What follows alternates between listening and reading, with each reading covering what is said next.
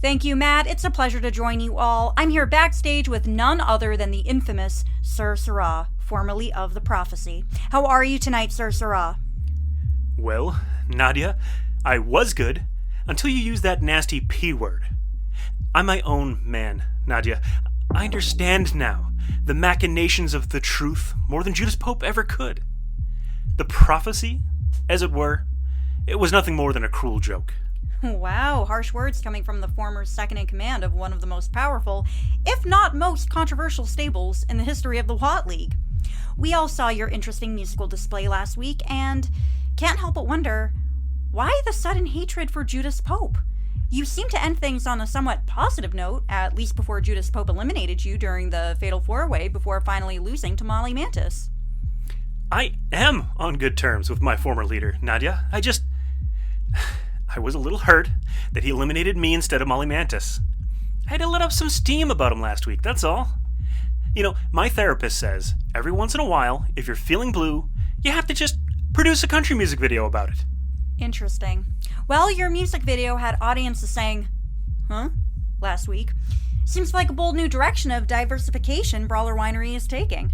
First wine, now country music. What's next? Well, first of all, Nadia, I don't want to be defined as a country musician. My skills and abilities span multiple genres. Country music, dubstep, crunk, electro-pop, pop-punk, emo. And second of all, my number one focus and passion will always be wine. For example, Brawler Winery has a major wine tasting coming up right here at the Watt Arena on Saturday, March 27th, 2021 at 8 p.m. I was going to get to that next, Mr. Sirrah. You had... Excuse me. My father was Mr. Sirrah. You could just call me Sir Sirrah. Okay. Sir Sirrah, your move last week to book the Watt Arena for your wine tasting on the same night as the biggest free preview event of the year was seen by most as scummy, and by some as petty. Actually, sorry, checking my notes here. Yes, everyone thought the move was both scummy and petty. I see. Okay, yeah. And in your little survey, did you ask people what they thought about the obvious endeavor on the part of Matt and management to interrupt my video with some nonsense from a sick alien? Were those that you surveyed not hurt for me?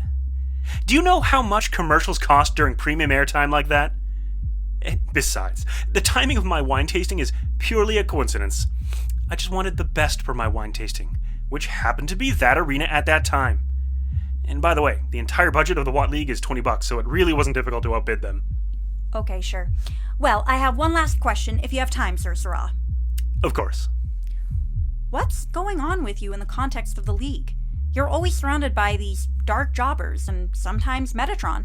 Care to elaborate on your plans? Nadia, I will never divulge the true nature of my plans until such time as I deem it necessary. My wiles and machinations are not ones that people like you all would understand, even with a guided explanation. However, let me just say this.